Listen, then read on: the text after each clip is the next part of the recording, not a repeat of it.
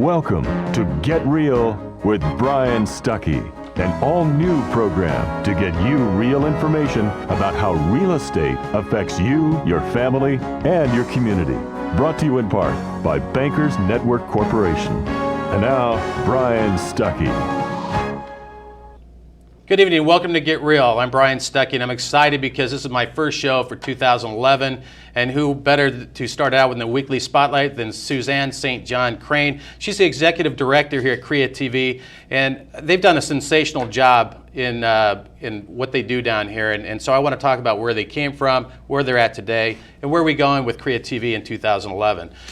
In the property page segment, I have Sandy Wihtol. He's a real estate agent with Intero Real Estate Services. He's been doing it for an awful long time. He's going to be talking about what the market's, what it looks like out there in the Santa Clara Valley, and what he projects in 2011. As well, in the lifestyle segment, I have Shelley Spray. She's with SD Spray Consulting. If you have a business or think about having a business, what people walk into, either your employees or potential clients, it matters what it looks like. And she's a corporate interior designer, and she's going to be talking about how you can make that appeal to your clients and also your staff. And then by the numbers segment, I have Danny Bozzuto. He's an agent with Bozzuto Insurance Services.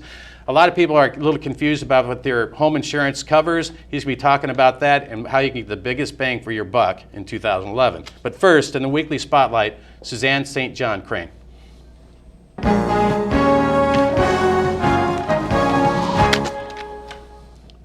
My guest is Suzanne St. John Crane.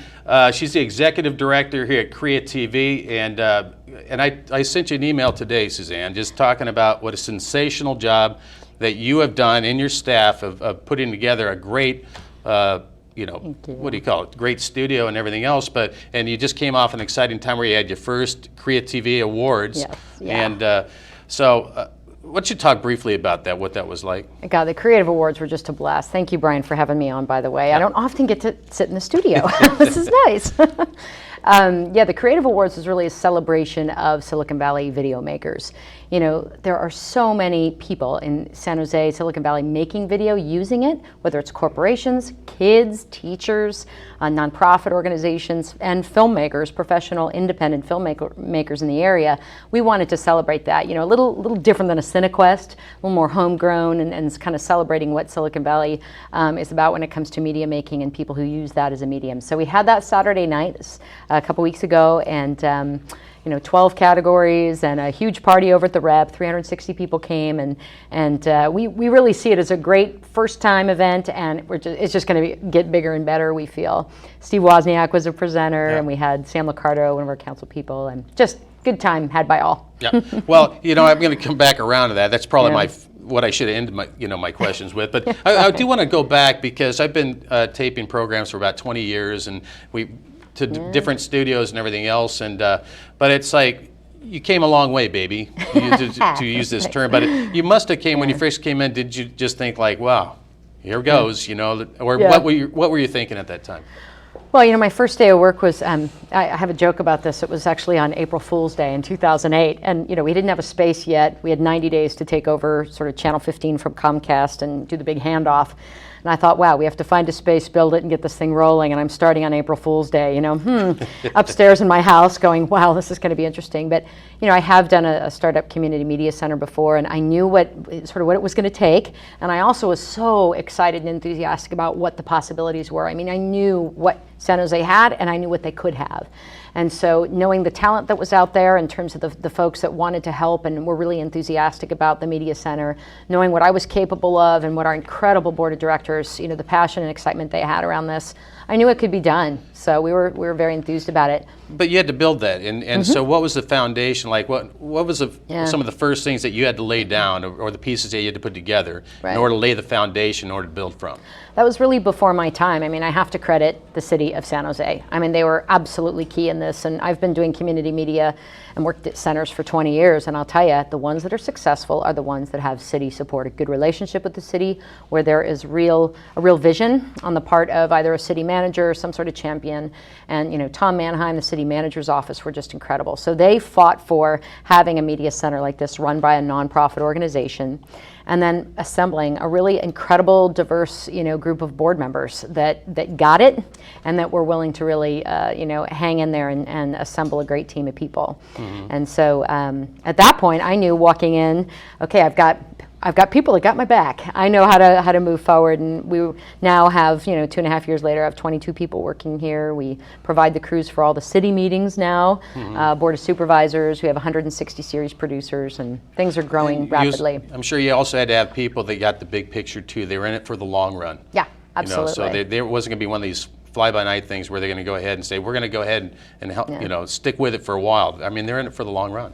I think my enthusiasm and the board's was infectious. I mean, it's exciting being part of a startup where you've got some funds to invest, you've got this incredible opportunity, and our timing was terrific in terms of technology because HD equipment was just starting to be affordable. So it's like, we can buy some great equipment, and we can give so much more to the residents and schools and teachers, et cetera, of San Jose than they've ever had before. Okay, final, 2011, what are you hoping to accomplish? Couple things. We just had a press conference last week. CreaTV is giving away $500,000 worth of video equipment to 19 San Jose schools. We're rolling that out this year. We're also developing Channel 30, our new channel, the Silicon Valley channel, and hope to get some folks on board to help bolster the education channel, Classrooms Channel 28. So just growing is what we're doing. Yeah. Well, my guests have been Suzanne St. John Crane, and she's the executive director here at CreaTV, and she's done, and her staff has done a sensational job in putting this all together. They got big dreams for 2011. I do want to tell you that if you're interested in having a program yourself, then get a hold of Suzanne St. John Crane or CreaTV, and they'll give you information about it. You can have your own program, your own documentary or whatever. So in my properties page segment, I have Sandy Wihtol coming on. We'll be right back.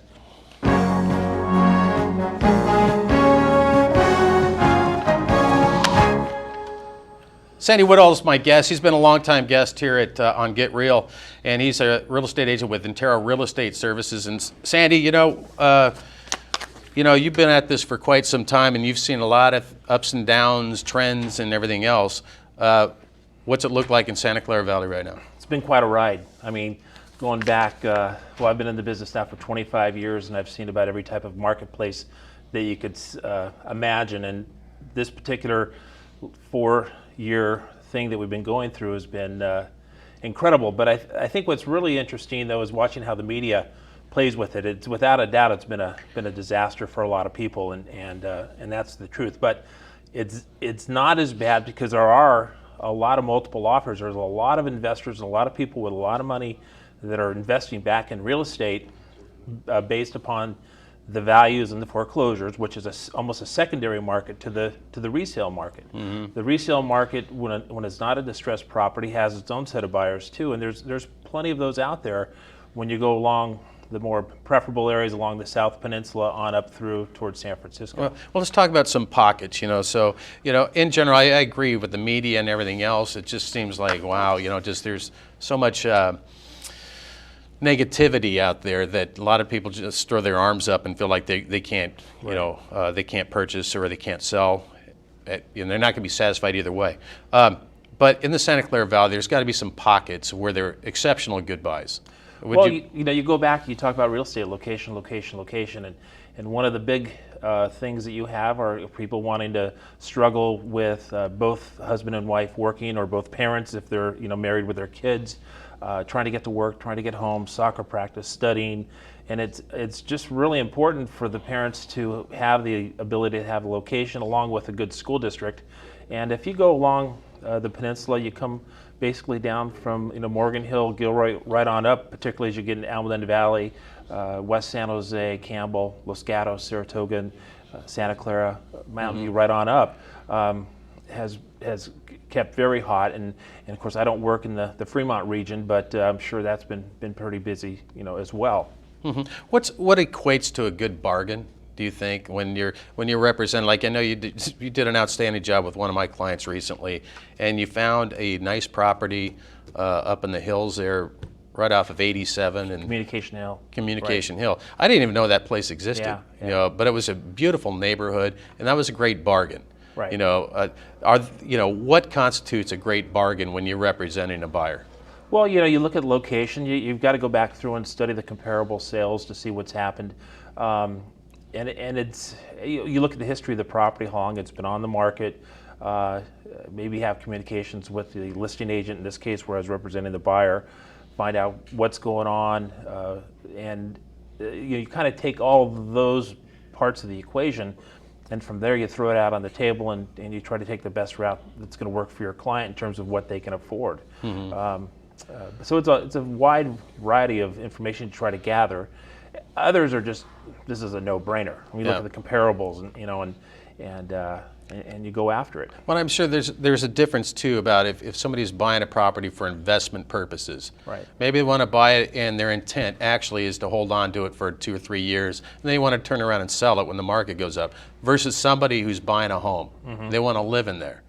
So I guess there's some, there's a difference between that. Well, I think a lot of the investors that have bought a lot of the foreclosed properties and turned them into rentals is they've taken their liquid assets and moved them over into real estate, because when you look at the return from both the tax advantages and also what you can rent a property out for with current interest rates, it can be pretty advantageous for the investor who's got a lot of money to put down. As you know, with the loan requirements nowadays, it's not as easy for income properties and financing. I don't mean to smile about it, because when I smile, it's actually a smile of agony and despair. Sometimes with the loan side. Yeah. Which, by the way, there's great loans out there. They're just more difficult to get through. I want to talk about sellers, and a lot of times sellers right now, they're wondering if they should, when's the right time to sell. If they can hold on to their property, they'd like to do that, and they'd like to sell, of course, at the top of the market again, or at least see it rebound. So they, but at the same time, they don't have a lot of money to spend to upgrade or show their home. What are some areas that they still need to fix up a little bit before they go ahead and put their house on the market? Well, you got to listen to their agent in terms of getting rid of the clutter. I mean, how you live in a house is a lot different than how you sell a home. And one of the things too, we were talking about the sellers. Of course, everyone wants to sell at the top of the market. But I tell them too, you're kind of trading equity positions. Because if you're going to be stepping up, well, that house you're going to be buying is going to be lower as well. So maybe you're not going to get the same money, but it's not going to cost you as much to get what you want, which in fact will be a bigger home and possibly have more of the amenities that you want. But when you go to sell, you got to listen to your agent. You got to make the effort to get rid of the clutter, do some improvements, maybe put a little money into it, and you'll see that return in terms of how quickly you'll sell it and hopefully how much you get for it. Now, when you just said, clean things up a little bit, that doesn't cost much money to do that. Right. You might need a dumpster or something like that. Right. You need to have a garage sale or whatever. What are some things that, let's say, that's not going to cost a lot of money, or that at least you're going to get the return for what you put into it? Right. What areas would that be? In terms of the money you put into a home? Yeah, let's say you had to put in, Well, carpet and paint, of course, those types of things. Sometimes there's some simple fixes with kitchens you can do. You can change out the handles or the hinges. You can. It's amazing some of the different paint materials they have now to paint over cabinets if that's a course you want to take. And the biggest thing when people are decluttering their house, going back to that, is the garage. You got that whole garage. Keep your car out of the driveway for a couple months, a couple weeks, whatever it might take, and get everything out of the house. And again, listen to your agent, because what you think is comfortable living might not be the best way to sell your house. Right. Listen to your agent is the bottom line. You said that several times. And Sandy Wihtol's been my guest. He's with Intero Real Estate Services. If you have any questions for Sandy or any of my guests, please get a hold of me at 408-269-8366. Gopher. And Brian at 4bestloan.com. And I'll make sure that you get a hold of any of my guests, including Sandy Wihtol, who you just heard right there. So next, I've got Lifestyles with Shelley Spray. We'll be right back.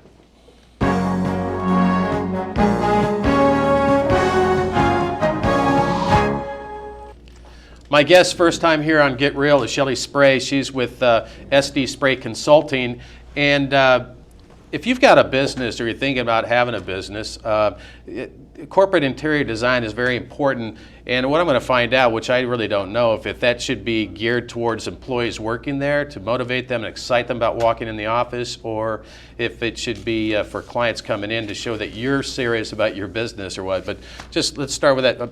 Welcome, by the way, Shelley. Thank you, Brian. I'm really happy to be here. Nice having you. Yeah. So what about that? It's just, I know that's like second or third on my list of questions to ask you, but what is it initially the motivation for people to go ahead who have a business to go ahead and design, come up with some ideas to design their business, their building? That's a super question. And I actually got started, my background's in marketing, so I've been doing executive marketing for almost 22 years. And I found that a lot of companies will spend money on brochures, they go to conferences, all sorts of money spent, websites, but when it comes to their office, they sort of forget that part. So it pains me when I walk into offices and I see white walls and I see pictures of flowers on the walls when they're a company that specializes, let's say, in some kind of medical product or some other product. Their company is an opportunity to really create a three-dimensional brochure that allows the company to create messaging that's specific for their organization. And this is done in a number of different ways through visual, paint, any kind of messaging on the wall, and I'll show you some examples of that in just a moment. But all of that becomes really important, and it's important for both groups. It's important for your employees because it really demonstrates for them different types of messaging that they want them to, that you want them to know. And then also if you have customers, investors coming in, like you said before, you want them to know you mean business. And if they come in and your office doesn't look that great, especially the lobby area, then you're not going to be able to portray that as well. That's the first impression. So it takes more than just put some flowers on the front counter of the reception. It's a good start. I see a lot of people that don't even have that. So yeah, even flowers at the front reception is a great start. It's like, we used to talk over the years when Nordstrom first came out, and then people would use a statement, that's the Nordstrom touch. And it's because Nordstrom did a really great job that when you walked in there, not only did they have quality clothing, product, but you just felt good about shopping there. They had somebody playing the piano, and it just looked appealing to the eye. Right. And the people, they were trained well enough to where they weren't forced, pressuring you. So I would think that any company would want to model that in the same way. Well, absolutely, absolutely. So I guess what I could do is show you a couple examples of some of the things I've done. Yep. If we could go to the first slide. Go for it. There we go. This is a company I work with, Intuitive Surgical, and this is a new building that they just opened. Their preference is very understated elegance, but they want to make sure that when their customers walk in or their investors walk in, that they understand a little bit more about the company. So we have a bird's eye view here, and this is the type of renderings that I do with the companies that I work with. You can see it's the lobby area. I recommend with my customers, because you can spend a lot of money in different areas, start with your lobby and make that the best, and then you can kind of expand it. So if you go to the right, I just want to show you one section here. Those little tiny dots that you see, those are patents. So one of the things that this company has is they have a lot of intellectual property. They want that to be demonstrated when you walk in. So that side has the patents. Of course, you have the entryway with the logo, and on the left-hand side, which I have a close-up of, we have some photography of the actual instrumentation they have. We can go to the next slide. This is really important. So you see two pictures on the side of the lobby. The one thing I learned when I interviewed them is that the patients were the most important. So these are mosaics. They consist of 6,000 images of their different patients. So again, you're trying to communicate to your customer that patients are the most important thing. We can go to the next slide. Here you see on the left-hand side, this is custom wallpaper with CAD drawings. So what's important is that instead of having a picture of a flower or a mountain or something like that on the wall, they have something that's indicative to their company. And then the photography, and that's something else that I specialize in, is I do fine art photography for companies. So what I've done here is actually photographed the inside of the surgical robot and then brought it all the way over to the surgeons, because we really want to emphasize the importance of the surgeons and the medical team that are working with their customers. All right. So that kind of gives you an idea of some of the things that you can do. All right. Now, is there any companies that are too small or too large to even work with? I imagine it'd be nice to have an Apple computer, and you got all their work and everything else. But, is there any jobs too small? Or? No, not at all. And it's amazing what a coat of paint will do. If you don't have a budget and you even just want to put paint colors in, for example, with Intuitive Surgical, I had a whole palette. Their product's called Da Vinci, so I took all the colors from Da Vinci painting. So all that branding is just like when you're doing it at your house, trying to choose paint colors, photographs, plants. Even if you have a limited budget, if you just put paint colors and plants in, boy, you make a huge, huge difference. And that kind of goes with my next question too, is that people, their finances are tight. A lot of companies are tight, small businesses or whatever, even large corporations, so they don't have quite the budget that they've got. Sure. Is there inexpensive ways for people to go ahead and get that elegance, that taste, and their message out to both their consumers and also their staff. Oh yeah, absolutely. I'll tell you what, paint is one of the most important things. It's one of the least expensive things you can do. I walk through so many companies with white walls, and especially for employees, there are so many colors that are invigorating and vibrant and energizing. To sit in a cubicle or in your office with white walls around you all day can be completely boring. So add some excitement in there, energized just through colors and plants. That's a very inexpensive way to do it. Great. Well, my guest has been Shelley Spray. She's with SD Spray Consulting, I'm sorry. And if you have any questions for Shelley or any of my guests, please get a hold of me at 408-269-8366 or Brian at forbestloan.com, and I'll make sure that you get a hold of any of my guests, including Shelley. That'd be great. And my next guest coming up is Daniel Bozzuto, and he's in the By the Number segment.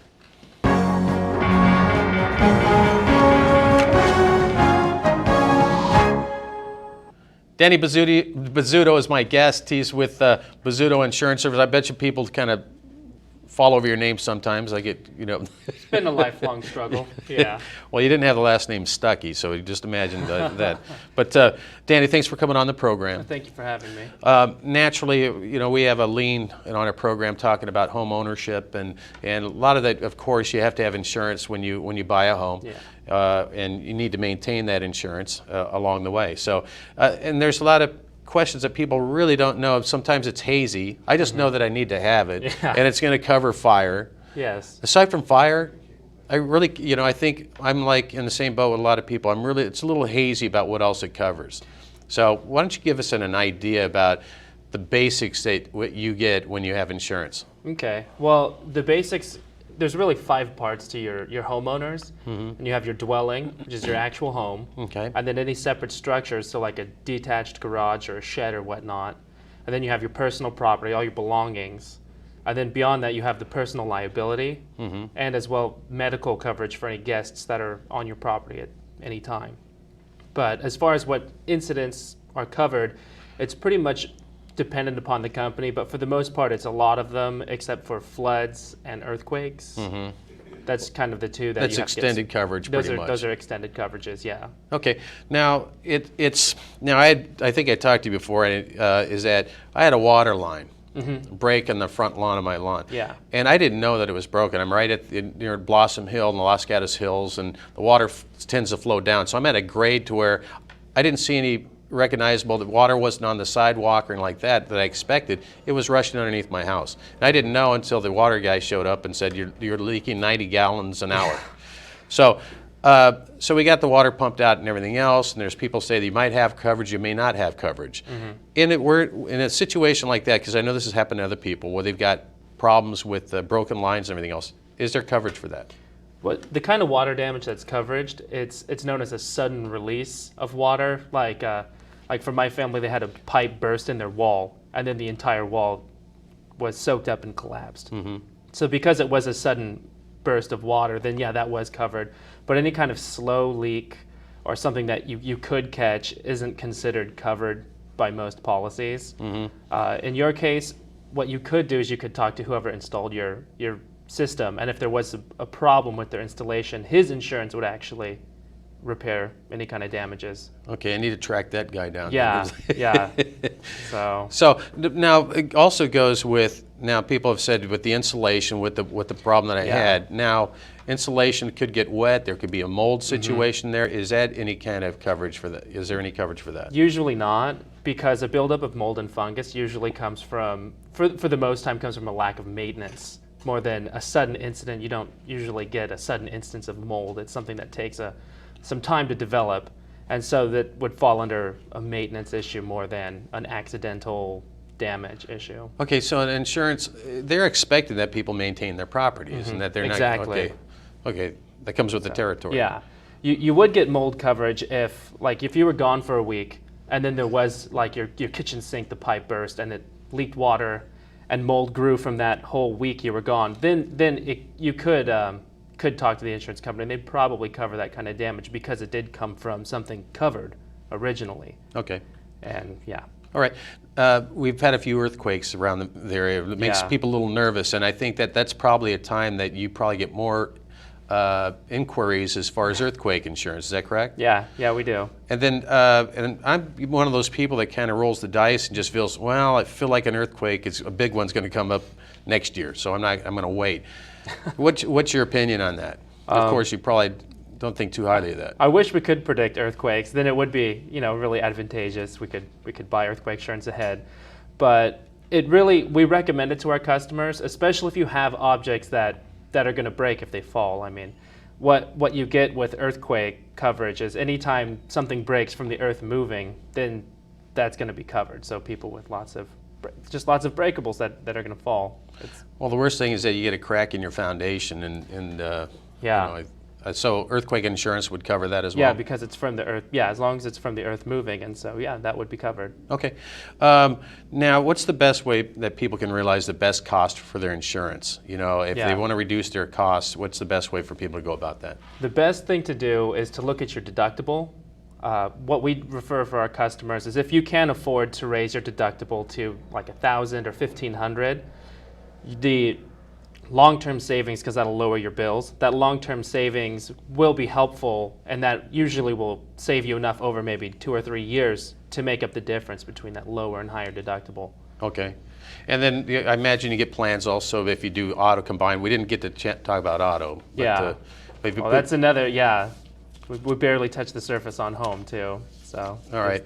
Well, we ran out of time, but Danny, thanks for coming on the program. Danny Bozzuto has been my guest. He was with Bozzuto Insurance Services. If you have any questions for Danny or any of my guests, then please get a hold of me at 408-269-8366 or Brian at 4bestloan.com. We'll be right back with our final thoughts.